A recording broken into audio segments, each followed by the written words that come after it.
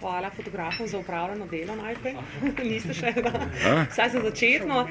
Drugače pa lahko že vmesni pozdrav. Pozdravljeni v imenu družbe Eles in ne več Elektro Slovenija. Mogoče tudi to priložnost, da vas še enkrat spomnimo, da se je družba Elektro Slovenija pred dobrimi 10 dnevi preimenovala v družbo Eles d.o.o., tako da tudi vas lepo prosim, da ob tej priložnosti uporabljate ta naziv. Na svoji levi bi rada pozdravila dosedanjega in še vedno direktorja, zastopnika družbe Janeza Hrovada in na moji levi Aleksandra Mrvarja, ki bo vodenje družbe Eles prevzel 26. oktobrom 2013 za 4-letni mandat. Jaz bi za začetek kar prosila gospoda Hrovata, še direktorja družbe Eles, da mogoče pove par uvodnih besed. Hvala lepa. Ja, vsi, ki ste se zbrali v tem, kako bi rekel, presenetljivo velikem številu, lepo pozdravljeni tudi v mojem imenu. Zdaj, kot veste, leto 2013, če se malo številkam poigramo, je nekako povezano številko 4. V medijih se je zelo veliko, kadar se je Eles omenjal, da imam 4 namestnike. Zdaj, zgodila se je še ena štirica in sicer prihaja 4. direktor Elesa v letu 2013. Tako da se zadeva izpolne. Glejte, mene zelo veseli, najprej v mojem imenu, ker me je nadzorni svet soglasno imenoval za zastopnika in bom nekako svoj mandat, ki mi je bil podeljen za 6 mesecev, tudi do konca izpeljal. Ker tudi gospoda Mrvarja je nadzorni svet imenoval v soglasju vseh članov, kar mislim, da je dobra popotnica za delo vnaprej. Eles je stabilna firma, je dobra firma, gospod Mrvar, ki je tudi, mislim, da središčna osebnost današnje konference, vam bo tudi predstavil številke. In na tem mestu bi mu jaz rad še enkrat zaželil, da bi firmo uspešno vodil naprej. Hvala. Ja, nekateri od vas me poznate, nekateri ne. Bom par osnovnih podatkov vse posebno povedal. Sem letnik 62, se pravi že kar v te pravih letih, rojen v Trbovljah. Po formalni izobrazbi sem specialist menedžmenta z veliko željo, da bom najdel končno čas, da napišem tisto znanstveno raziskovalno delo in končno pridobim naziv znanstvenega magisterija, namreč izpita imam že upravljanje s tem z leta 2008. Kar se tiče moje poslovne kariere, je bila kar pestra, začela se je, bom rekel, zdaj pa bom povedal tiste moja vidna delovna mesta. Začela se je leta 90 v rodnih Trbovljah kot namestnik, kot zelo mlad, 18 let star, zaposlen strojna tovarna Trbovlje. Sem v času, takrat se je začela pojavljati velika kriza v slovenski strojegradnji, prevzel mesto namestnika generalnega direktorja in potem sem to mesto imel tudi do leta 1995 v delniški družbi Strojegradnja d.d., ki je bila pač naslednica strojne tovarne. Od tam me je potem zanesla pot najprej v premogovništvo, kjer sem bil namestnik direktorja Rudnika Zagorje v zapiranju 96, 98 in potem 99, 2001 namestnik direktorja Trboveljske termoelektrarne. V letih druga polovica 2001 in do konca 2005 sem bil generalni direktor termoelektrarne Toplarne Ljubljana. Potem v 2006-2008 član kolektivne uprave Istrabenz Gorenje skupaj z dr. Golobom. Eno leto sem se bavil z, bom rekel, svetovanjem v manjši družbi in oktobra 2009 sem zasedel delovno mesto namestnika direktorja Elesa. Moram reči, da sem bil kar v tem času v Elesu kar dosti aktiven. En tak, bom rekel, zelo velik osebni uspeh se štejem, bom rekel, koordiniranje in pa, bom rekel, glaven prispevek pri izdelavi strateškega poslovnega načrta za leta za obdobje 2011-2015. To je bil namreč prvi strateški poslovni načrt Elesa, odkar Eles obstaja. Jaz sem velikokrat rekel žalostno, ampak resnično. Drugi uspehi so bili pa pač, bom rekel, stvar sprejete poslovne politike in strategije iz tega programa. Rezultati pa moram reči, da se kažejo tudi v poslovanju leta 2013, kar bom predstavil. Zdaj eno izmed vprašanj sigurno vaših pa bom skušal že kar jaz odgovoriti, je, kako da sem se odločil za kandidaturo, glede na to, da sem pred slabim mesecem izjavil, da se ne bom. Moram reči, da me je kar precej kolegov iz slovenske elektroenergetike in pa tudi z drugih področji, bom rekel, prepričevalo, da je mogoče pametno tudi zaradi, bom rekel, ureditve odnosov v sami družbi, katere so se v zadnjih, bom rekel, pol leta precej izboljšale po zaslugi kolega Hrovata, da se za tega prijavim. No, to je bil sigurno en motiv, eno dejstvo. Drugo dejstvo je bilo, da se je v Sodu, kjer sem imel funkcijo podpredsednika nadzornega sveta, zamenil tudi statut, ker imam čisto vest, kar se tiče izbora nadzornega sveta Elesa. Jaz sem tudi v izjavi za javnost julija meseca zelo jasno povedal, to je preverljivo na sedežu Soda. Jaz sem se takrat, ki je bilo imenovanje nadzornikov Elesa, ne samo, da nisem glasoval, sem se takrat celo odstranil iz dvorane, kjer so o tem glasovali. In tudi nisem uporabil enega od možnih kanalov, katere bi lahko posebno legalno uporabil, čeprav, bom rekel, je pa vprašanje, če je legitimno. Gre za to namreč, da lahko ste si, pa še kar si lahko preberete, tako imenovane postopke evidentiranja kandidatov za nadzornika v družbah, kjer ima država, bom rekel, kapitalski delež. Je več teh nabornih postopkov. In tega sem se jaz, bom rekel, takrat izognil in bom rekel, čist na koncu, tista zadnja odločitev, zakaj sem se odločil, je po tem, da v sebe verjamem, da to zmorem in da to znam. Družbo poznam, vem, kaj me čaka v prihodnje in tudi vem, s kom v družbi bom razreševal nastalo, bom rekel, tiste glavne izzive, katere bom tudi v svoji predstavitvi potem pokazal. Kar se Soda tiče, jaz sem včeraj takoj, ko sem izvedel, da me je nadzorni svet soglasno imenoval, sem poslal predsednici vlade pismo s povratnico, kjer sem jasno zapisal, da nepreklicno odstopam z funkcije podpredsednika nadzornega sveta Soda. To pa pomeni tudi, da mi istočasno preneha predsedstvo revizijske komisije nadzornega sveta in pa sama funkcija ta. Mislim, se pravi, dal sem za članstvo, no, s tem mi pade funkcija podpredsednika. Zdaj, kar se tiče te predstavitve, je v prvem delu, jaz upam, tukaj imam eno novo napravo, pa upam, da sem znajdel. Pa bi prosil mogoče za malo, da se bo malo bolj videl poslovanje. Jaz sem že na lansko letni tiskovni konferenci tistim, ki ste bili prisotni, skušal razložiti specifiko ugotavljanja poslovnih izidov Elesa. Eles ima dve specifike. Prva je, da enostavno Elesu pogoje, se pravi rezultate poslovanja na nek način že vnaprej določi Agencija za energijo. Agencija za energijo nam določi, bom rekel, kakšne stroške nam prizna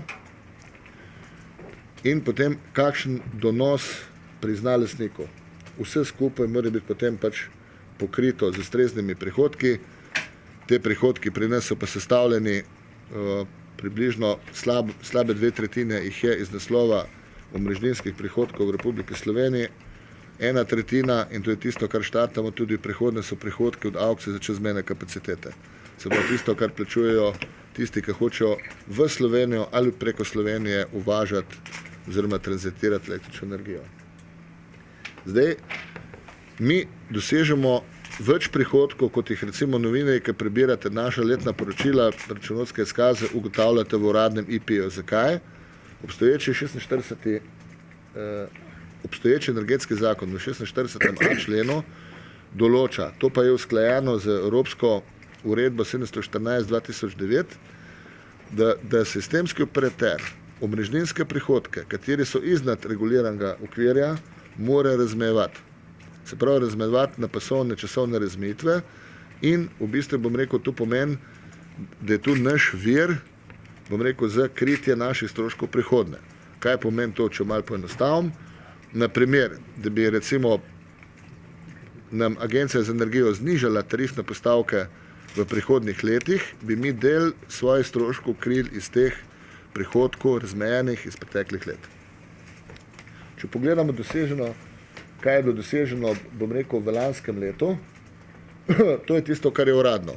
To so uradni podatki. To je tisto, kar bo tudi recimo za leto 2014 letno poročilo.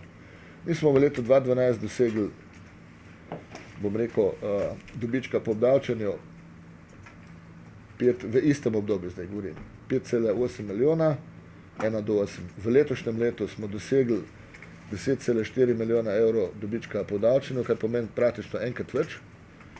Plan je 11 milijonov, 11,4 milijona in ocenjujemo, da bomo dosegli dobička konc leta po obdavčenju 15,7. Zdaj, zakaj? Odgovor je enostaven. Uspeli smo stroške, bom rekel, spraviti pod nivo, ki nam je ga določila agencija. Predvsem zaradi tega, ker smo lani uspeli zakupiti, vi poznate, recimo tisti, ki ste specializirani za področje elektroenergetike, da so cene na trgu z električno energijo v srednji Evropi precej znižale. Predvsem, bom rekel, se je začel to znižanje se pravi od januarja naprej, da so cene iz nekje 47 evrov na Leipzigu padle na 36. In nam je uspel, bom rekel, s pravo metodo prav često zakupiti. Druga stvar pa je, recimo, kaj pomeni, če bi imeli pa mi vse prihodke, bom rekel, v poslovnem izidu. Zakaj je ta podatek pomemben? Če nas vi primerjate od leta 2010 nazaj, potem nas morate primerjati po teh številkah. Ker do vključno 31.12.2009 je v bistvu Eles vse prihodke, tako kot vse ostale gospodarske družbe v Sloveniji, knjižil med prihodke tekočega poslovnega leta. In potem, kaj pa je tu zdaj? Nekaj je, da nam ne bo žarnica šla. Mi bi imeli, recimo, če bi vse prihodke v letošnjem letu knjižili med uradne prihodke, bi imeli biti 36 milijonov skupnega dobička. V lanskem letu, kot podatek, kar smo tudi objavili v izjavi za javnost, smo dosegli po tem kriteriju rekordne rezultate, odkar obstaja Eles. Vzrok je v tem, da smo uspeli konec leta 2010 spraviti v obratovanje prečni trafo v Divači, s katerim mi zdaj pod eni strani uspemo nadzirati tako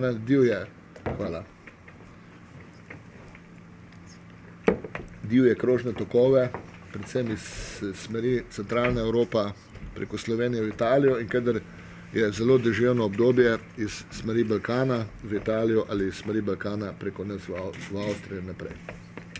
S tem, ko smo mi ta prečni trafo spravili v pogon, smo po eni strani znižali izgube v omrežju in Eles, mi tudi odkar smo sprejeli strateški poslovni načrt, ki sem ga prej omenil, vsako leto izdelujemo primerjalne analize z sosednjimi TSO-ji, se pravi z sosednjimi sistemskimi operaterji, člani NCOE-ja, izbranimi na podlagi primerljivih poslovnih procesov. Ne kogarkoli, se pravi nekdo, ki ima tako razširjeno, razvejeno dejavnost kot Eles. In bom rekel, po teh podatkih ima Eles najmanjše izgube na prenosnem omrežju, odkar ima prečni trafo. Se pravi, prečni trafo je bil prvič izjemno, bom rekel, pametna naložba zaradi, bom rekel, obvladovanja tokov, posledično nižjih izgub v omrežju. Drugič je pa služil že v letu 2010 kot bom rekel, osnova za pogajanje s članicami Pentalaterale. Verjetno veste, da je Italija delč, največja uvoznica elektrike v bom rekel, Evropi. Ena taka primerjava. Italija vsako uro uvaža elektrike z močjo, katera je 4-krat večja, kot je delujoča moč slovenskih elektrarn v najvišji konici. Se pravi, oni približno 8000 MW uvažajo na uro. Pri nas pa tam, rekel, odvisno, če je zelo mrzlo, nekje do 2000 uspemo v Sloveniji spraviti proizvodnih enot v pogon. In ker smo imeli, in ker v bistvu v Italijo gre pa elektrika iz smeri Francije, Švice, Avstrije in pa Slovenije. In zdaj je vprašanje, po katerem omrežju gre v bistvu največ elektrike. Tako imenovani NTC, ne transfer capacity, in tudi nekateri, bom rekel, vi z njimi, bom rekel, upravljate intervjuje ali pa pišejo strokovna mnenja, sem velikrat prebral sledeče. Slovenija mora graditi prenosno omrežje, zato da bo odpravila zamašitve na mejah. Ne? Vi morate vedeti, da ima Slovenija na vseh mejah najmanj enkrat večje kapacitete, kot ima poprečnih pretokov in predvsem na italijanski meji precej nižji NTC, kot ima fizičnih pretokov. Kaj to pomeni? Da gre po našem omrežju elektrika za katero, bom rekel, tako imenovano dajatev ali pa, bom rekel, ceno za čezmejne kapacitete pobere nekdo drug. Če bi vi šli gledati cel zemljevid pentalaterale, bi gotovili, da recimo predvsem Švicari, praktično vsi v povprečju razen nas, v bistvu imajo višji NTC, kot imajo pa fizike. Pol boste pa, ko bom povedal, bom rekel, moje usmeritve za prihodne, zakaj vam zdaj to malo več razlagam, da boste me lažje tam sledili, pa pol tudi, če bo kdo imel željo, z tega vam postavil kakšno vprašanje. Se pravi, mi smo v letu 2010 sprožili v okviru pentalaterale zahtevo, da se nam NTC poveča, zaradi tega, da skušamo čim bolj izenačiti fiziko za komercialo. In to je, bom rekel, nam potem v letu 2000, mi smo iz takratnih 380 MW uspeli NTC vzdigniti na 630 MW. To pomeni, da, bom rekel, regionalna avcijska hiša v Freisingu, KAO, katere smo tudi solastnik, sicer manjši, glede na velikost Slovenije napram ostalim, lahko zdaj da, bom rekel, več volumen moči na aukcije, ponavadi so pa te aukcije novembra, za letne, potem mesečne, tedenske, dnevne. In iz tega ven dejansko smo mi uspeli v zadnjih 2 letih, 2011-2012 in tudi 2013, doseči občutno više prihodke, brez enega dodatnega stroška za nas, se pravi za ELES, če odštejem investicijo v prečen trafo. Zdaj, če pogledamo, to je tisto, kar sem prej razlagal, koliko v bistvu bomo letošnji let izločili teh, bom rekel, presežkov. Po 46. členu načrtujemo, da približno 25 milijonov bomo, bom rekel, iz rezultata izvzeli teh, bom rekel, prihodkov. Še enkrat, to je vir, katerega mi lahko na podlagi sklepa Agencije za energijo porabimo za bodoče povečane stroške, se pravi, namesto da se povečajo tarife v Sloveniji za končne porabnike, bo ELES koristil to, kar je ustvaril v preteklih letih. In en del tega se namenja tudi kot namenski vir za financiranje investicij, katere imajo značaj prenosne kapacitete. Da pa, bom rekel, zelo pomemben, pa premalkrat poudarjen podatek, in se bi direktor ELES-a, bilo kateri ali moje predhodnike ali pa jaz v prihodnje, se bi želel, da se večkrat poudari. Poglejte, s tem, ko smo mi izboljšali poslovanje, smo omogočili Agenciji za energijo, da je lahko zaradi vsega tega, ker smo se mi trudili v Evropi in pa v sami firmi, da so se s 1.1.2014 omrežninske tarife, se pravi tarife za prenosno mreže, ne govorim za distribucijsko, znižale. Sicer bomo mi v letu 2015 imeli za 13,8% nižje tarife, kot smo jih imeli leta 2012. Ob vsej inflaciji, to, bom rekel, to je realno znižanje, to ni nič popravljeno z inflacijo. Če bi zdaj še to inflacioniral, bi bil podatek pač 15-16%. Tukaj smo mi prispevali, v bistvu, bom rekel, bomo prispevali v teh 3 letih v korist končnih, bom rekel, porabnikov. Bom še eno stvar povedal, tudi iz primerjalne analize. V letu 2012 je imel ELES druge najnižje prihodke na megavatno uro, prenešeno po svojem prenosnem omrežju. Z tega vam lahko tudi vi presojate, kakšno, bom rekel, višino imamo mi omrežnine v primerjavi z ostalimi. Se pravi, ne visoka. Če pogledamo investicije, leto 2012 je bilo rekordno leto. Jaz sem šel, že ko sem prišel na ELES, sem oceneval, koliko smo na ELES-u sploh sposobni absorbirati letno investicij. Zdaj sama številka, bom rekel, ne pomeni nič, lahko narediš za nekaj milijona zelo malo po vsebini, lahko narediš pa za manjšo številko po vsebini več. Odvisno je, kako ceno dosežeš, v našem primeru na podlagi postopka javnega naročanja. Ki je pa včasih tu problem za pravočasno izvedbo investicij. Zdaj v letu 2013 glavnina izdatkov je šla za oba dva daljnovoda. Kot vam je verjetno poznano, je ELES uspel v 2 letih zgraditi 2 daljnovoda, Beričevo-Trbovlje, Beričevo-Krško, Beričevo-Krško 2x400 kV. Najbolj pomembna investicija, mislim, da ELES-a poleg na področju daljnovodu v zadnjih 30 letih in poleg prečnega transformatorja tudi, bom rekel, prva oziroma druga najbolj pomembna investicija nasploh. bom rekel, mi bomo ta daljnovod priključili in ga spravili v delovanje v prvem tednu novembra. To pomeni, danes je situacija takšna, če bi nam slučajno obstoječi 400 kV daljnovod Podlog-Beričevo padel ven zaradi ne vem česa, potem bi bili prekinjeni vsi mednarodni tranziti iz smeri centralne Evrope proti Italiji oziroma Balkanu. Zdaj zgradnjo tega daljnovoda bomo imeli zmeri možnost redundance, se pravi, daljnovoda ne bosta polna, bosta pa služila en za drugega, da bosta en drugega krila. Se pravi, in to je zdaj drug razlog, zakaj bomo in zakaj vodimo trenutno do pentalaterale dodatne aktivnosti za še dodatno povečanje NTC-jev na, bom rekel, slovensko-italijanski meji, smer Slovenije v Italijo. Moji glavni cilji, mi smo si v strateškem poslovnem načrtu kot strateški cilj postavili doseči nivo poslovne odličnosti, vendar ne zaradi tega, da dobimo še eno plaketo, ker Eles ima, bom rekel, tistih plaket v okvirje, kar se tiče certificiranih sistemov upravljanja precej. Ta poslovna odličnost pomeni tudi neko vsebinsko spremembo delovanja družbe in mi imamo kot konc leta 2015 tisti mejni datum, do katerega naj bi to dosegli. Osebno si želim, in to sem tudi v preteklih intervjujih, ki sem jih imel za razne medije, vedno poudarjal, da velika napaka je bila narejena leta 2001.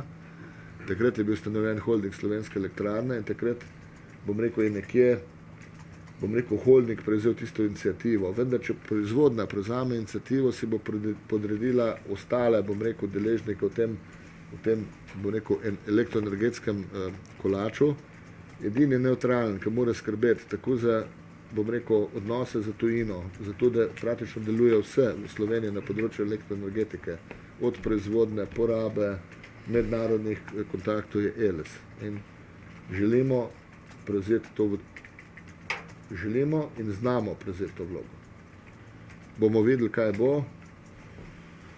Mi tudi, veste, da verjetno poznate, da moramo mi na podlagi tako evropske direktive kot naše, bom rekel, domače zakonodaje vsake 2 leti pripraviti 10-letni razvojni načrt prenosnega omrežja. Če hočemo mi pa ta razvojni načrt narediti, moramo pa dejansko vedeti in presojati, kaj pomenijo obstoječe proizvodne enote, obstoječa poraba in pa vse tisto, kar je pričakovano. To je drugo področje. To, da bo Elesovo poslovanje ekonomsko učinkovito in družbeno vzdržno, mislim, da sem vam prejle, vsaj upam, se tako na 2 slikah tudi pokazal. Se pravi, družbeno vzdržno pomeni, da je strošek uporabe našega omrežja, bom rekel, vzdržen za uporabnike in ni dražje, kot je, bom rekel, v sosednjih državah. In naj tarife v naslednjih 4 letih ne bi šle navzgor, se pravi, Eles naj bi bil nekje, in to je tudi po razgovori, ki smo jih imeli z agencijo konec leta 2012, ki se je pripravilo ta regulatorno obdobje 2013-2015, smo rekli 2015 teh 14% minus. Da mi uspemo, da bomo s tem uspeli poslovati naprej, se pravi s tem zmanjšanim prihodkom v Sloveniji, je pomembno, da dosežemo ta prihodek nekje drugje in tisti drugje je NTC. Zato tudi naši napori po dvigu NTC-ja, se pravi, da mi, pogledajte, en podatek je še zelo zanimiv. Po našem omrežju se, bom rekel, Eles prenese največji delež elektrike za tranzit od vseh sistemskih operaterjev v Evropi. Dogaja se že, da je bilo to 1:1. Se pravi, tukaj za Slovenijo, tukaj za, bom rekel, za tranzite. Zdaj, če razmišljaš, zakaj imaš svoje omrežje, takoj potegneš, bom rekel, razmišljanje naprej, pa rečeš, potem je pa tukaj in tukaj omrežje, bom rekel, za čezmejne prenose, kar pomeni, da je treba tudi stroške tega na nek način, bom rekel, pokrivati iz drugih prihodkov, ne z omrežnino Slovenije. Problem, ki ga imamo, predvsem mi na Elesu, glede, bom rekel, stanja, ki je v Evropi, da Evropa ima tako imenovan vseevropski ITC izravnalni mehanizem. V njega plačujejo izvozniki in iz njega dobivajo denar predvsem tisti, ki imajo tranzite. Vendar je ta sistem rato totalno nestimulativen in danes graditi omrežje za mednarodne tranzite moram reči, da je ekonomski samomor, ker ni to urejeno. Moraš pa je spoštovati vsa pravila, bom rekel, obratovanja, ki jih določa direktiva evropska, uredba evropska in pa tudi pravila Združenja evropskih sistemskih operaterjev ENCOE. In ELES z, bom rekel, izgradnjo tega daljnovoda, ki sem ga omenil, Bričevo Krško, do leta 2020 trdim, da izpolnjuje vse te kriterije. To je, bom rekel, četrta alineja, sem malo to, bom rekel, razširil. Pametna investicijska politika, sem vam malo prej razložil, kaj to pomeni.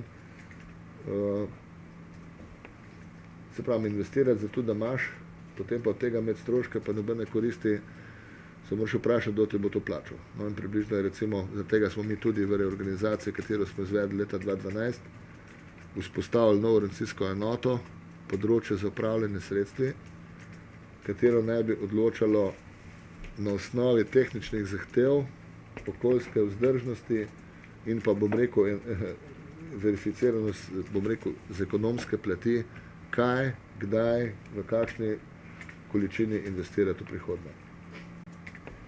Normalno, da za uspešno delovanje firme moraš imeti navzven, moraš imeti prvi urejen doma, zato bom dal precej velik poudarek mojem, bom rekel, internem, eksternem komuniciranju.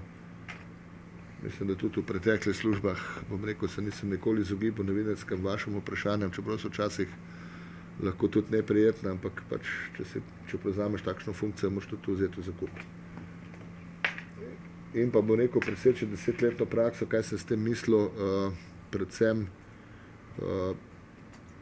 zaposleni na ELES-u, po moje, se najbolj želijo nekega mira, ne da, kot je rekel kolega Hrovat, v letošnjem letu bom je že ta četrt. To je mačkan, bom rekel, za tako pomembno družbo, kot je ELES, nekaj, bom rekel, zanimiva zgodba. Zdaj, glavni izzivi, moram reči, da nas čakajo kar veliki izzivi, recimo, da smo notranje pripravljeni na njih, dosti tem ožje vodstvo, bom rekel, tudi do nivoja vodij služb, se jasno zavedajo, kaj so nam glavni izzivi. Mi bomo o teh izzivih govorili tudi na strateške konference, ki imamo v prvi polovici novembra in katera te strateške konference so bile uvedene prve v letu 2010 in zdaj so pač praksa vsako leto.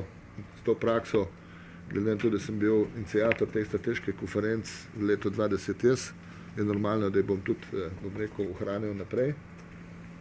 Prevzem 110 kV omrežja, to 1/3, bom rekel, notranje zanke je danes v lasti distribucijskih družb, slovenskih proizvajalcev električne energije, to so predvsem trije subjekti s svojimi hčerinskimi družbami, HSE, Gen Energija in pa TTOL Ljubljana, in pa neposredni porabniki električne energije priključeni na 110 kV omrežje, to so pa Talum in železarne. Se pravi, že obstoječi zakon v 23b členu in tudi novela EZ1, ki mislim, ne vem, da je v vladni proceduri ali v parlamentarni, pa ne vem, če že je, predvideva zdaj 514 ali 518 člen, ELES mora odplačno prevzeti to omrežje. Zdaj odplačno pomeni kupiti, kar je logično, predvsem zaradi distribucije, ki imajo privatno lastnino. Mi smo upali, se pravi, delno so oni, pač, rekel, lastniki teh distribucij so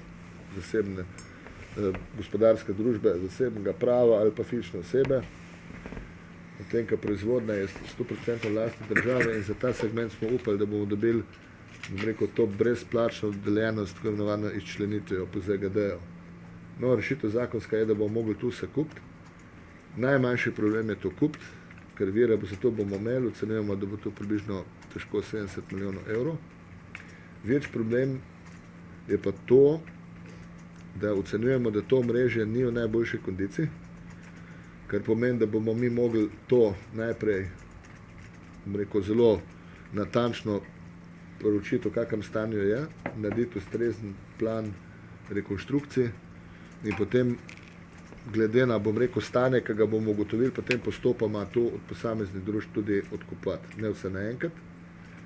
Ocena, katero smo naredili že v letu 2010, je, da naj bi se nam stroški povečali letno med 15 do 17 milijonov evrov in da bomo rabili nekje najmanj od 50 do 70 novih zaposlenih, plus dodaten outsourcing za področje predvsem vzdrževanja. Tiste dodatne zaposlitve za ELES bo šle pa na račun vzdrževalcev in pa obratovalcev. Tako da moram reči, in ta, bom rekel, prevzem 110 kV omrežja bo tudi zelo pomembno vplival na našo bodočo investicijsko politiko. Konkretno bomo več o tem vedeli v letu 2014. Se pravi, dodelali bomo tisto študijo, katero smo izdelali že v 2010. Ciljni NTC-ji sem vam prej razlagal, tu gre za te, bom rekel, stanja na mejah. Nam je cilj v letu 2013 dogovoriti oziroma izpogajati ustrezno višino NTC-ja na slovensko-italijanski meji, ker tudi ocenjujemo, da je letošnje leto zadnje leto, potem pa kar nekaj let ne bo nič, da bi mi lahko dokazovali, da smo upravičeni, bom rekel, do višjega NTC-ja. Nekaj je, bom rekel, nepravična porazdelitev iz preteklosti, drugo, na kar pa lahko se mi letos opiramo, je pa ravno priključitev novega daljnovoda na omrežje.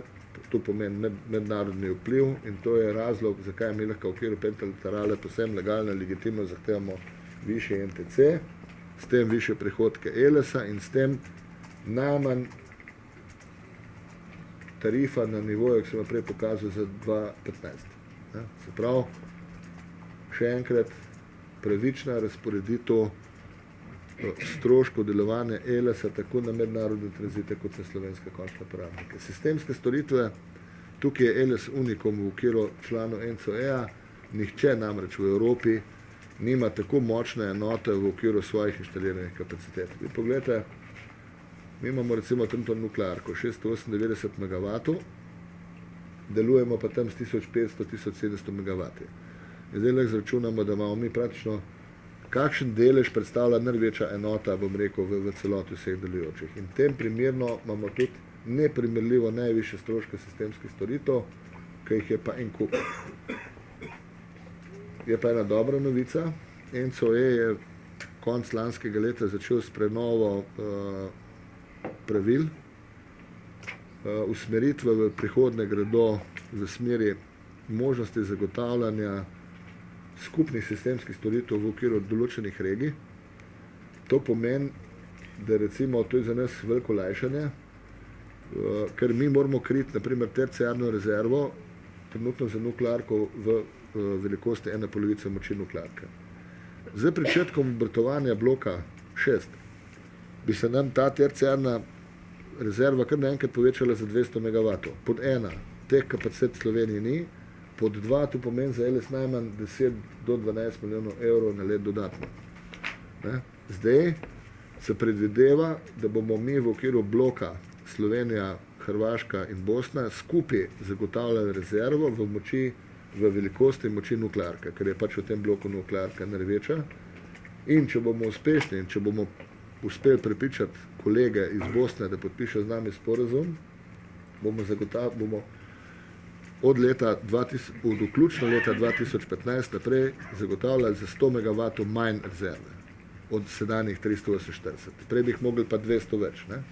Če z kolegi iz Bosne ne bomo uspešni in se bomo dogovorili samo s HEP-OPS-om, potem bomo zagotavljali tako, kot zdaj 348. To je tak, poleg tega so tukaj še, sistemske storitve na področju sekundarne regulacije, kjer, grejo razgovori v smeri z APG v Avstriji. Tudi tukaj lahko pričakujemo nekaj, mogoče nek zmanjšan obseg, s tem pa tudi posledično nižje letne stroške. Kaj mislim potem po Delineju 4?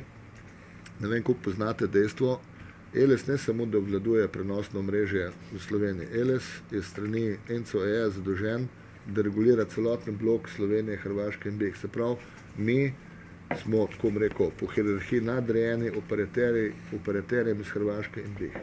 In mi smo tisti, ki izravnavamo celoten blok napram Evropi. Do recimo nekaj konc lanskega leta, smo mi predvsem,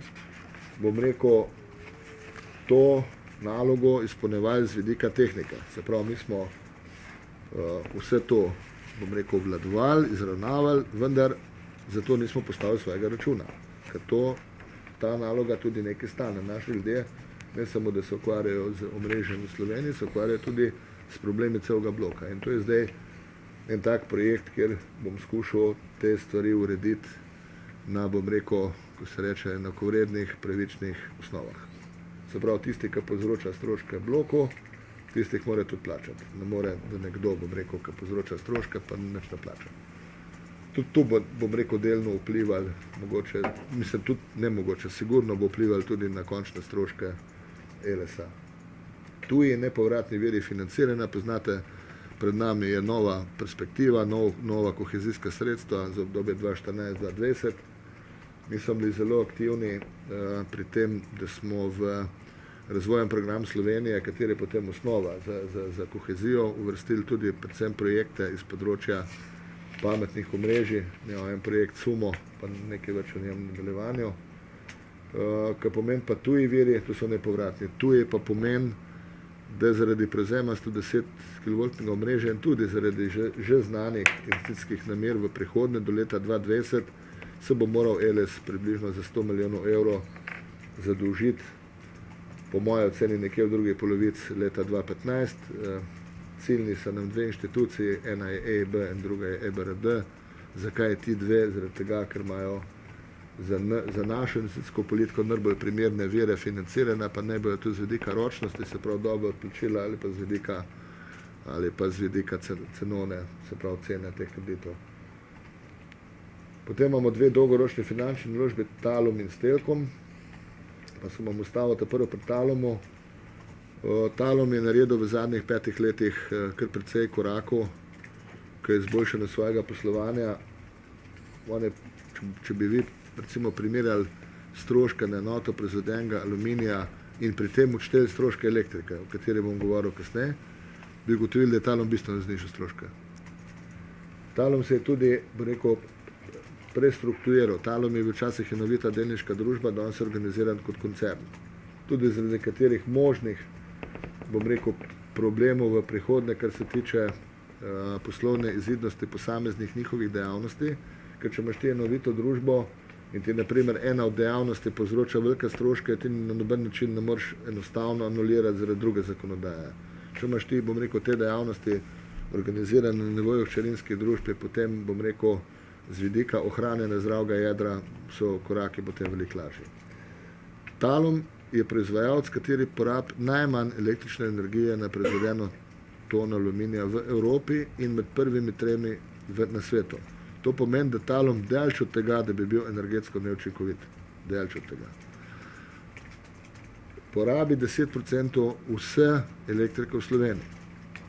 Kje ima pa Talum problem?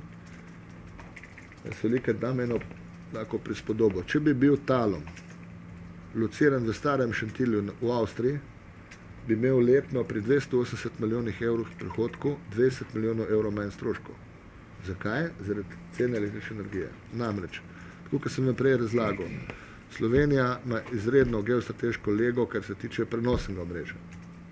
Problem Slovenije pa je, da je locirana zraven največjega uvoznika elektrike, kateri ima največjo ceno elektrike v Evropi. In zaradi vseh teh specifik je cena nekončna cena, to moram podati. Končna cena so potem davki, pa prispevki za OVE in tako naprej. Iz vidika nakupne cene, gole cene, tisto, kar proda mednarodni trgovec, je cena v Sloveniji tudi zaradi, bom rekel, stroškov aukcij na avstrijsko-slovenske meje tudi do 15% više, kot je do 15% evrov na megavatno uro više, kot je za njegovo konkurenco v Evropi. Recimo Nemčija je za svojo aluminijsko industrijo v letu 2011 sprejela olajšave, pri njih proizvajalci aluminija ne plačujejo ne omrežnine za prenosno omrežje, nobenega prispevka za obnovljive vire. In to znese teh 15 do 20 milijonov na let. Talum je pa nasprot vsem tem pridobil s 1. februarjem letošnjega leta na letni osnovi dodatnih 7 milijonov pa pol evrov plačila prispevka za obnovljive vire. In tako plačuje, bom rekel, pač nekatere napake ki so bile po moje cene narejene predvsem na področju fotovoltaike. Veste, da imamo v Sloveniji približno 150 milijonov na let dajatev, oziroma tukaj, rekel Slovenija, Center za podpore pri Borzenu na let plača podpor za OVE, od tega pa večino za fotovoltaiko. Se pravi, za Talum je treba zagotoviti vzdržno ceno elektrike. To ni odvisno samo od nas, je pa odvisno dosti od nas. Mi imamo v načrtu, imam v načrtu kar nekaj aktivnosti, v tem momentu njih še ne bi govoril, oziroma ne bom. Bi šle pa v smer, da se Talumu zagotovi relativno ugodna. Morate vedeti, da je Talum za trgovce, predvsem pa za proizvajalce, najbolj hvaležen kupec. On 24 ur z isto močjo imuje elektriko za mreže in je kot tak zanimiv za marsikoga. Se pravi, problem elektrike. Zagotavljanje reguliranega donosa ustanoviteljev, se pravi v Republiki Sloveniji. Vemo, da je, ali pa poznate podatke, da smo mi v 10 mesecih letošnjega leta, v 10 mesecih, ne letošnjega, lanski december in pa letošnji oktober vplačali v proračun 30 milijonov evrov, katere smo zaslužili s svojim delovanjem in kateri po korporativni zakonodaji pripadajo ustanoviteljem. In bom rekel, mi tudi vnaprej zaradi situacije, ki je v Sloveniji, gospodarske, bom rekel, javno-finančne in še kakšne, si ne delamo utvar, da nam bo kdo puščal, bom rekel, bilančno dobiti vsakega leta ELS-u in imamo v tem primeru tudi začrtano poslovno politiko in tudi s tem povezano tudi investicijsko politiko. Tako da to pomeni ta alineja. Kar se tiče še investicij, Cirko Cepinca, poznate projekt. Ta projekt ne pomeni za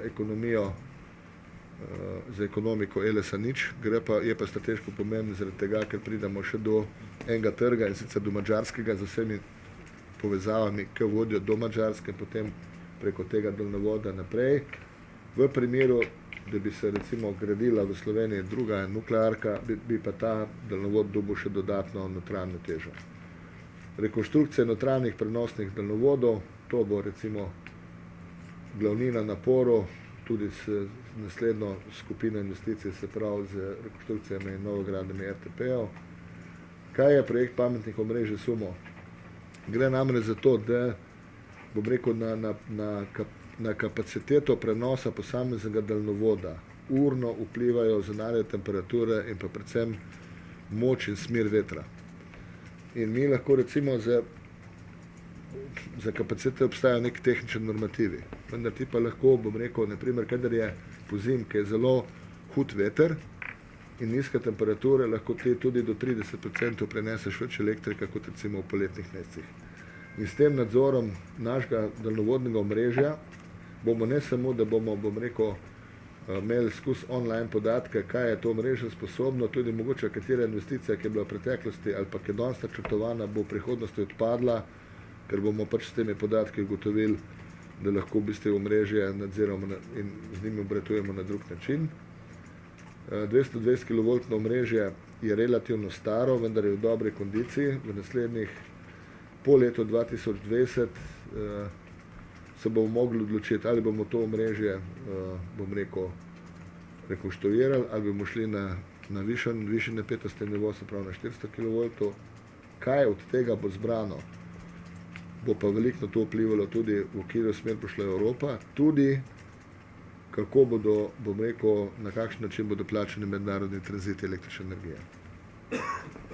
Zelo pomemben projekt je nov Republiški center vodenja prenosnega omrežja, smo v zaključni fazi, dobavitelj oziroma ne tiče prevzem 110 kV omrežja bo tisto, kar nam bo začrtalo bodočo investicijsko politiko.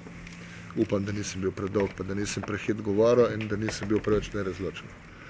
Tako da zdaj pa vprašanje, izvolite. S Telkom ne veš, ki omenil. Aha, s Telkom, ja, s Telkom pa nisem, hvala za opozorilo. Poglejte, s Telkom je ELS, bom rekel, je eden, bom rekel, največjih lastnikov optičnega omrežja v Sloveniji. Poleg Telekoma in pa Slovenskih železnic, mi in potem še DARS. Tu smo 4 veliki. In mi ta, bom rekel, optično omrežje potrebujemo za daljinski nadzor naših našega omrežja.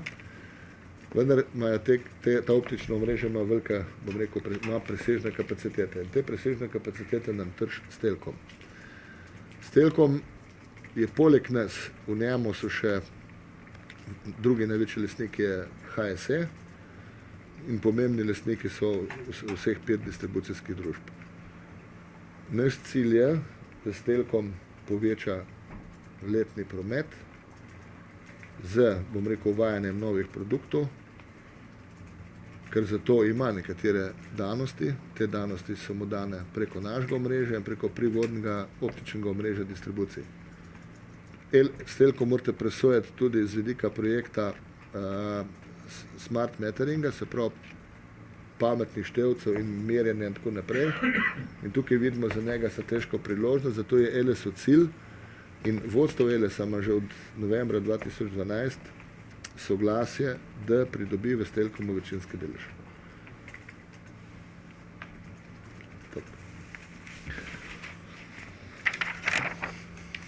Še kakšno vprašanje? Prosim, Ana, večino vprašanje energetika, povedali ste, kateri so se vaši cilji in izzivi, kateri so pa vaši največji problemi, ki v tej družbi nekoga poznate? V tej družbi? Ja, jaz sem, tako, malo nežno sem poudaril medčloveške odnose. Poglejte, Eles je firma, ki ima izjemen nabor strokovnjakov, ki vladajo svoje delo. Tukaj bo recimo, največji izziv. Moram reči, da od mojega prihoda do vključno danes jaz nisem imel problemov, z podrejenimi, s kolegi, tako se zdaj izrazil, s podrejenimi in hočem preseči prakso zadnjih 10 let. Želim si, da bi zaposleni v firmo hodili v službo z veseljem, ker tudi, glede na to, da zaposleni v Elesu imajo večjo socialno varnost, kot recimo, je to povprečje v Sloveniji. Že z tega vidika mi je včasih, ko se spomnim na moje prve korake v strojni tovarni Trbolah in pogojih, v katerem smo delali, se včasih ne predstavljam, se ne znam razložiti, zakaj je recimo tak slab na nekaterih segmentih medsebojni odnosi. So pa posledica tudi, če imaš 4 direktorje v enem letu, je že en od razlogov, zakaj je tak stanje. To bo glavni izziv. Se pravi, komunikacija z zaposlenimi je biti do njih odkrit, dati jim jasne naloge, da vejo, kateri so nas cilji in potem se skupaj tudi nadzirati in preprečevati oziroma onemogočati vse tiste, ki tem ciljem ne sledijo. Še dve finančni, eno glede tistega zadolževanja pri EIB pa EBRD, kakšno so tukaj govorimo, pa drugo tudi rekli, da mislite povečati ta bruto prihodek, tudi kakšna številka to govori? Poglejte, to je tako, kar se tiče EIB-ja pa EBRD, mislim, da sem omenil 100 milijonov okvirno. Kakšna bo zadolžitev, je odvisno, kak obseg bo investicij realiziran. Kar se tiče pa, povečevanja prihodkov na račun višjih NTC-jev, tukaj bo šla, glavnina naših naporov bo šla preko regulatorja elektroenergetskega trga v Sloveniji, se pravi preko JARSE tudi do Evrope, kjer že pošiljamo in bomo še bolj intenzivno pošiljali jasne signale, da želimo, da ima Eles plačane svoje storitve strani tisti, kateri uporabljajo omrežje. Da sem to še malo drugače povedal. Se pravi, če se naše omrežje uporablja za tranzite, to plača tisti, ki vozijo tranzit. Če se naše omrežje uporablja, strani končnih porabnikov elektrike v Sloveniji, potem morajo to oni plačevati. Ampak za vse skupaj pa nekje, da je ta cena vzdržna. To pa recimo, da pa je ta cena vzdržna, mi dokazujejo pa podatki iz primerjalnih analiz. Ne morate pa nič več toliko, Veš, tako je težko reči, zaradi tega, ker karkoli bom rekel, se bom zlagal. Odvisno je, kakšne so vremenske, iz kere strani se bo elektrika uvažala in kam se bo izvažala. Ali se bo z Balkana proti Evropi, Italiji, vsi vemo, da se bo Italijo. Ne? Zdaj, koliko elektrika bo šlo po Evropo ali pa z Evropo na Balkani, pa težko reči. Mi smo v letu 2012 z aukcijami zaslužili rekordnih 62 milijonov evrov. Letos bo tega najmanj za 15 milijonov evrov manj. Ampak tu zaradi razmer, ki veljajo, bom rekel, na trgu z električno energijo v celi Evropi, ne samo pri nas. Če bomo mi vzdigli, bom rekel, NTC v smeri Slovenije proti Italiji, bomo mi nominalno zaslužili več, na megavat bo pa cena nižja. Ne? Hudir je, če bo tudi povpraševanja potem na megavat manj. Ne? Pa bo pa manj. Zelo resne in težke pogovore bomo imeli v prihodnjih letih, predvsem z APG-jem, se pravi z avstrijskim sistemskim operaterjem. Meni je zelo zanimivo, ko govorimo o liberaliziranem trgu z elektriko, ne, ampak recimo Nemčija pa Avstrija pa nimata meje. Ne. Za Avstrijo pa Nemčijo velja enoten trg. In bom rekel, avstrijski APG zelo velikokrat napoveduje in tudi realizira redukcije svojega omrežja, kar pomeni, da nam znižuje dnevne NTC-je.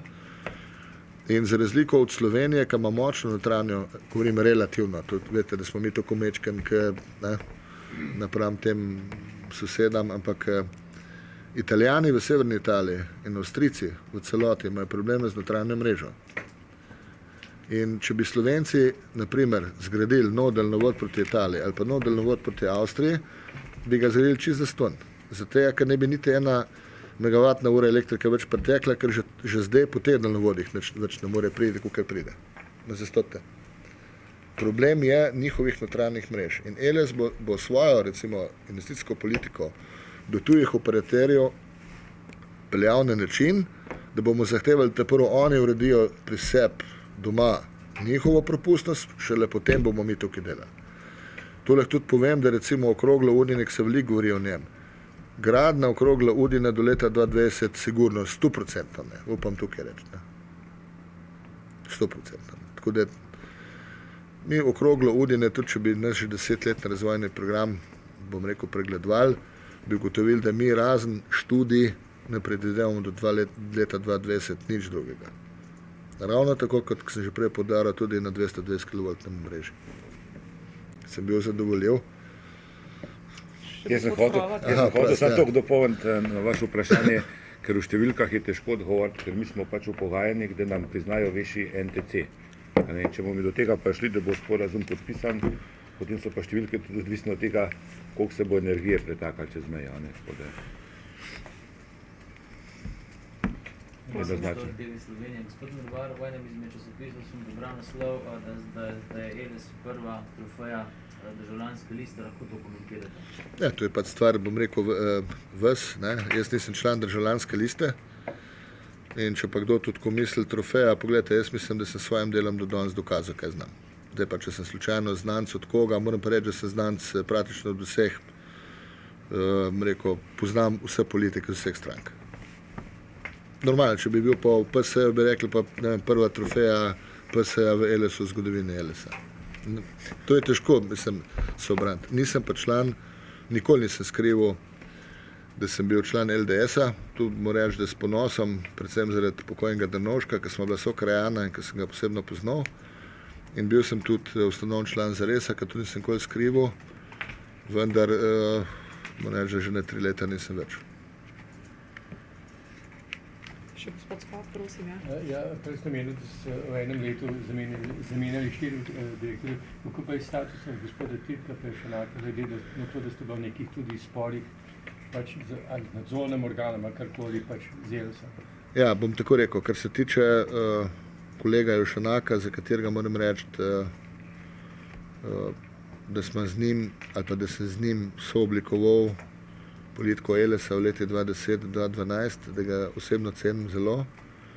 On ima spor z nadzornim svetom in njegov status bo razreševal nadzorni svet, ne vodstvo. Kar se tiče gospoda Tirka, s katerim se pa tudi že poznamo po moje 17 let, on ima veljavno pogodbo že iz leta 2005 in je zaposlen na ELES-u in ima trenutno jasno določeno nalogo. Zdaj, ne me spraševati, kaj bo naprej, tudi časa mi morate dati, bo pa Na Elesu nič ne ostane skritega, tako da ali boste neposredno ali pa posredno vse zvedeli.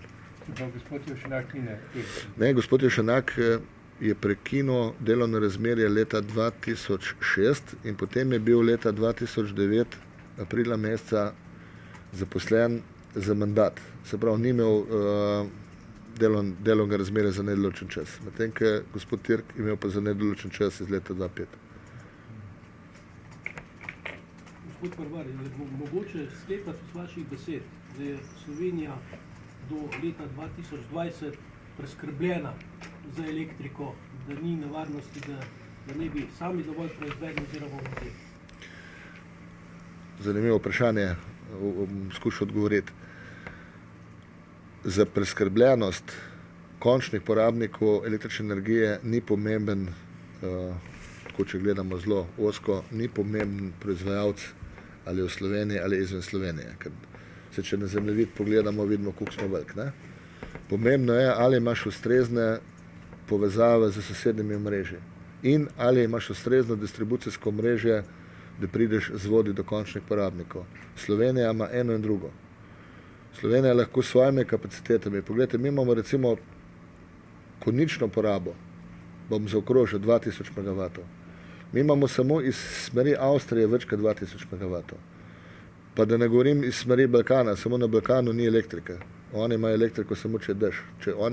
Če dol ni padavin in njihove hidroelektrarne, akumulacijske, nimajo polnih bazenov, imajo oni dol grozen minus. In tudi na Balkanu, zato bo Slovenija s temi krožnimi tokovi še tukaj bolj izpostavljena v prihodnje, ker bo Balkan po moji oceni, ker nobene velike elektrarne dol ne vidim, da se bi gradila. Ne?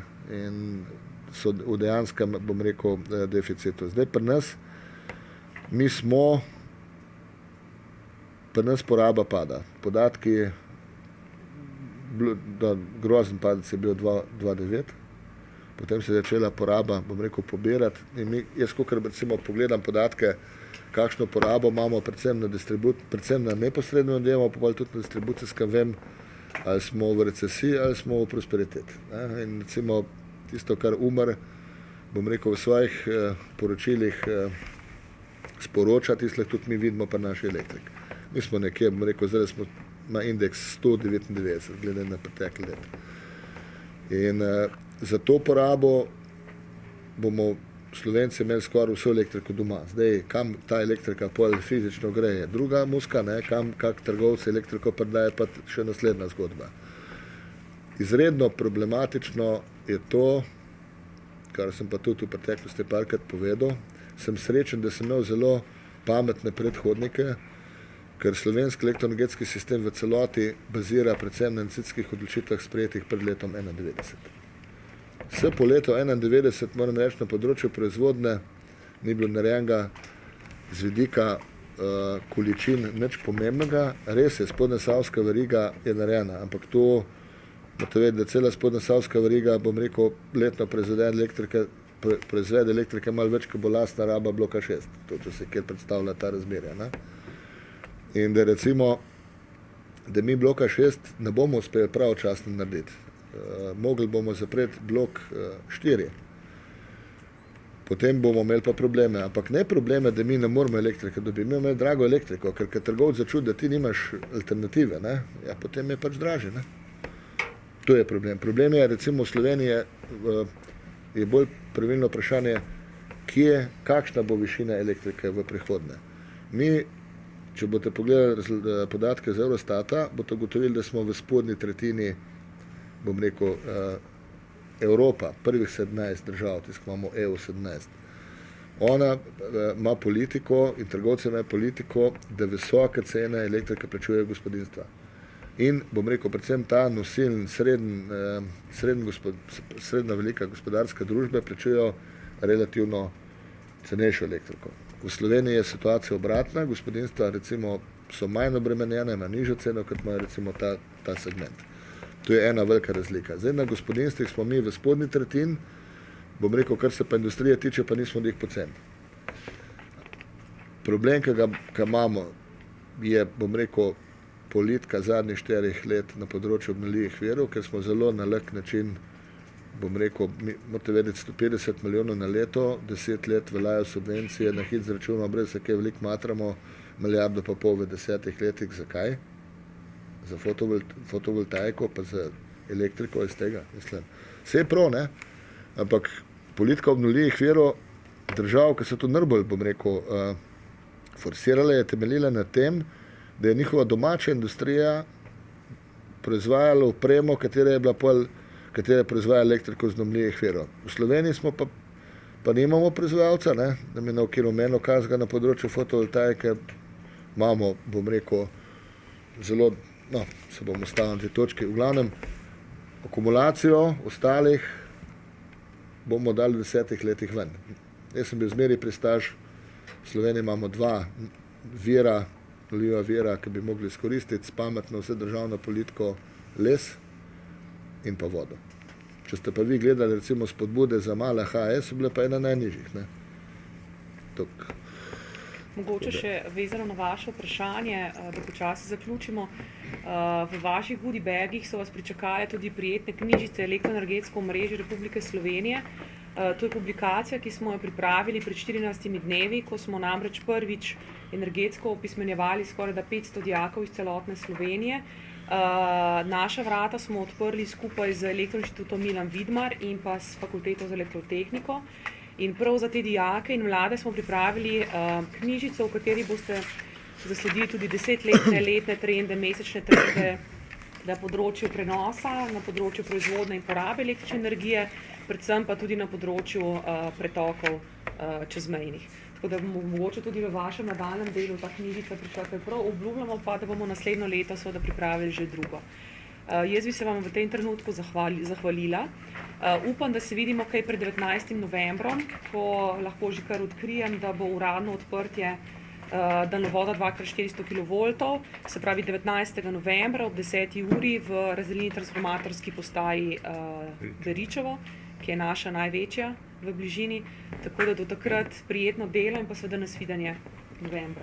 Če bi lahko še dodal 19. novembra ob 10. uri v Beričevem, tako, ko bomo uradno odprli daljnovod.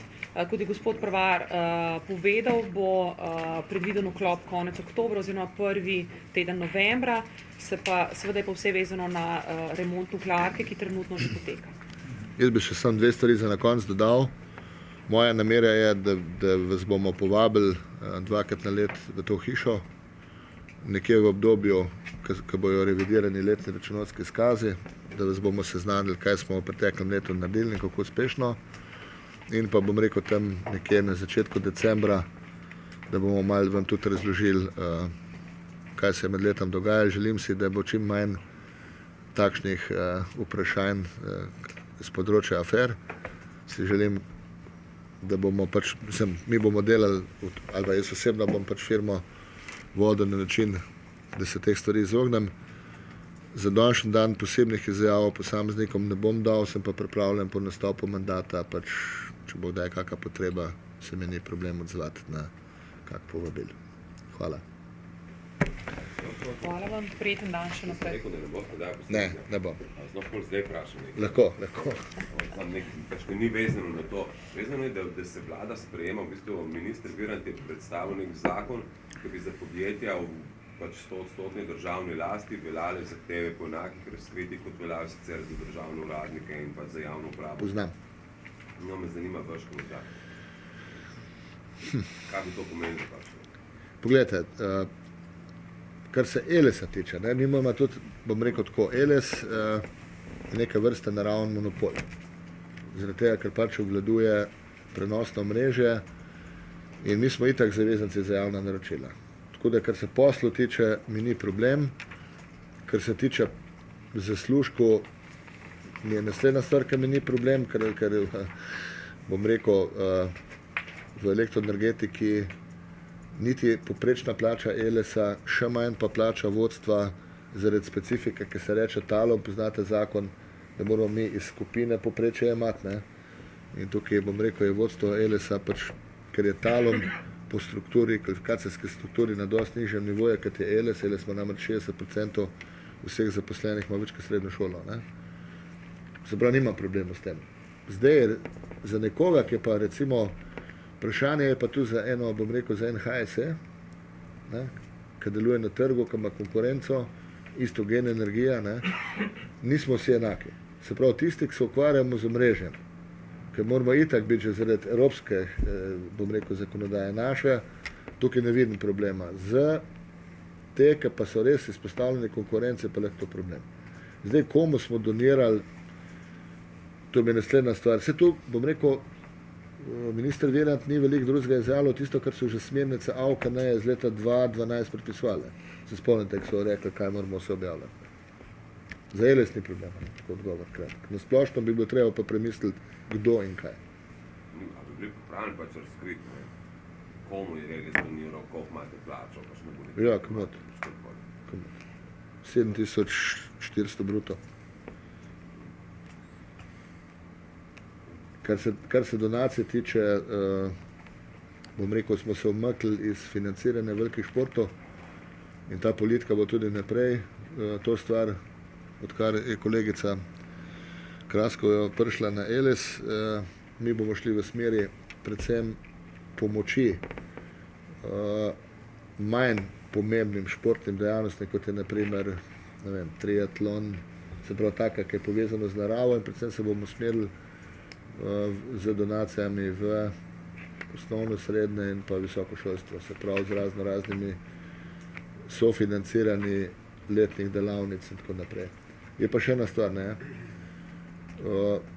od računskega sodišča naprej in od spremembe regulatornega okvirja oziroma za regulatorno obdobje 2013-2015 agencija in tudi s tem pa tudi porabniki električne energije v Sloveniji ne pokrivajo stroškov teh donacij.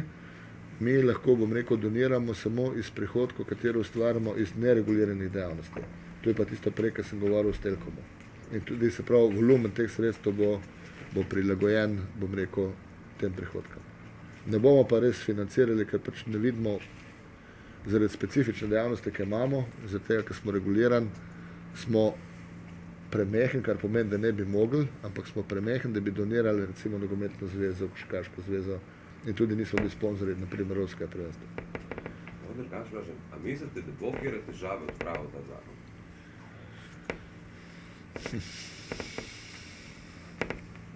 Ne vem, jaz nimam občutka, da bi zaradi tega bilo lahko kaj bolj.